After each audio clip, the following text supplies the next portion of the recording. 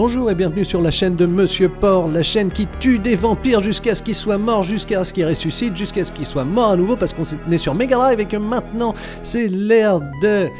Bloodline, c'est l'heure des nouvelles générations, c'est l'heure de Eric Lecard évidemment, parce que voilà le petit Frenchie qui sort sa petite lance pour aller s'attaquer à du vampire, parce que sur Mega Drive on n'hésite pas à te faire un perso avec une lance pour Castlevania, et oui, il porte fièrement sa belle jupe rose ras la bite, et que c'est comme ça que ça se passe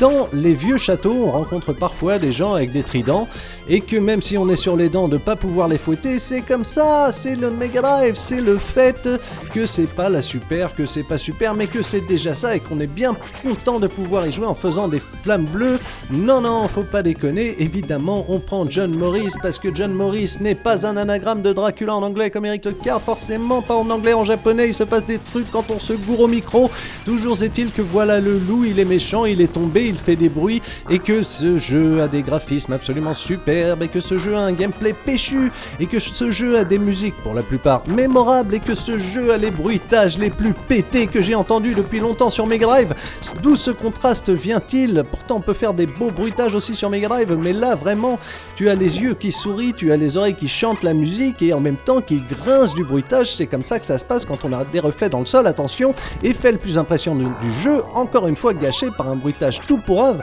C'est quoi sérieux l'idée avec la Mega Drive? Je n'ai toujours pas compris pourquoi des gens défendaient son son parfois extrêmement strident, parfois extrêmement violent, même si là le meilleur s'accompagne du pire. C'est ça que Castlevania, c'est ce que je voulais vous dire, même quand on fait exploser les têtes des petits boss qui vont maintenant tomber, nous faire un petit hommage à Terminator 2 qui était déjà sorti à l'époque, et oui, il s'en passait des choses dans les années 90s, c'est comme ça qu'on disait 90 évidemment au Luxembourg à l'époque de 1524. Alors, vous voyez là un petit Minotaure qui ramasse une belle colonne façon Agar, il faut bien le dire. Vous voyez qu'on peut faire du petit je me balance au bout de la corde, ce qui est quand même une des belles innovations de celui-là, si on ne comptait pas évidemment l'autre Akumajo Dracula sur la console d'en face, mais on ne va pas le faire parce que ce serait pas juste de les comparer, parce qu'on n'a pas à faire des effets un peu pétés comme ça où la tour se penche dans les deux sens. La tour de Pise évidemment, ceux qui y ont déjà été peuvent confirmer, les méduses et le côté ça penche dans tous les sens des deux côtés forcément, alors que voilà des démons qui sont grands, qui sont impressionnants et pourtant qui se font péter en un coup avec un relief créé avec des plateformes qui ne marchent que moyennement,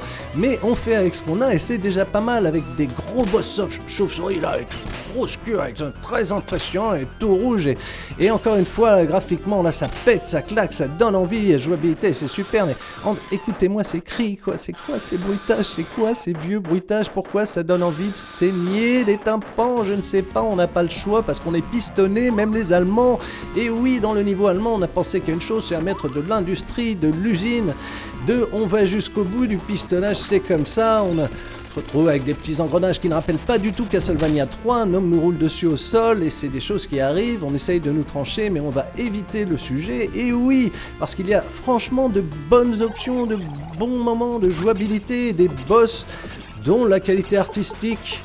est parfois discutée, mais dont l'originalité est quand même défendue, parce qu'on avait l'habitude de faire du Castlevania dans des siècles bien reculés, alors que là on est quand même au début du 20e, ce qui pour l'époque était une nouvelle génération. Ils ont failli le mettre dans le titre, mais écoutez-moi encore ces bruitages de petits 15 qui rebondissent au sol, c'est n'importe quoi, mais au moins on prend la transition de mettre des belles musiques, une belle carte de l'Europe, et on va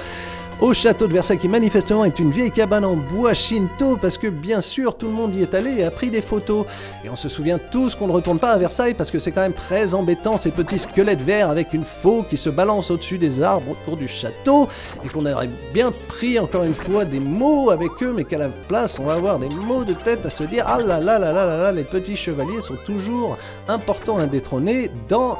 le Palais des Glaces, forcément, ou la salle miroirée, enfin le truc qui est imité ici évidemment de manière un peu difficulté, parce que vous savez on tombe toujours sur un ennemi dans un jeu, on se dit pourquoi je meurs là, pourquoi je meurs là, pourquoi je remeurs là, et pourquoi je remeurs là, mais parce que je joue comme une merde, parce que je connais mal ce jeu, parce qu'il s'appelle Castlevania et que John Morris est trop occupé à écrire Lucky Luke pour bien se battre. Ce sont des choses qui arrivent parfois quand on monte sur des effets normaux comme ces escaliers qui tournent. Il faut bien profiter du fait d'avoir beaucoup de sprites à la fois et qui peuvent s'agiter beaucoup à l'écran pour compenser le fait d'avoir peu d'effets spéciaux, et ma foi ça marche vraiment. S'il n'y avait pas ces satanés bruitages que je cite pour la 100e fois qui viennent nous scier les tympans, ce serait vraiment un des jeux les meilleurs du moment, on ne peut pas en discuter.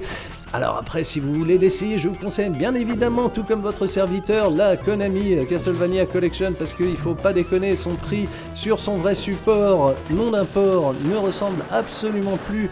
à ce qui s'appelle du raisonnable, mais bon, ma foi, c'est un jeu excellent, même s'il ne vaut pas les 1000 et les 100 qu'il vaut maintenant, c'est comme ça, et un petit problème de synchronisation, là, de V-Sync, ça arrive, un petit problème de retournement, comme ça, c'est ça qui se passe quand on est dans un niveau anglais, on fait n'importe quoi, on se retrouve face à la mort, la vraie, qui nous donne pourquoi pas du jambon à l'os sur plein d'assiettes à manger. Pendant le boss rush, ça peut bien nous aider. Une fois le boss rush terminé, on va l'affronter dans un combat qui, il faut bien le dire, fait un peu pitié par rapport à l'affrontement sur NES qui était le plus dérangeant, le plus terrifiant. Maintenant, c'est bien facile de l'éclater, tout ça parce qu'il s'est fait remplacer par les autres boss qu'on a rushés parce qu'il était trop rush pour amener un petit combat normalisé et que la méchante qui avait ressuscité Dracula, en fait, elle se transforme en espèce de méduse gorgone avec des petites boules pour la queue qui nous fait des lance-flammes qu'on finit par éclater. Après, on aura droit à un Dracula, évidemment, mais c'est un combat éculé que je vous épargnerai, d'autant qu'il est très moche après sa transformation, et pas genre moche, genre film d'horreur, genre moche, genre c'était quoi ce vieux design,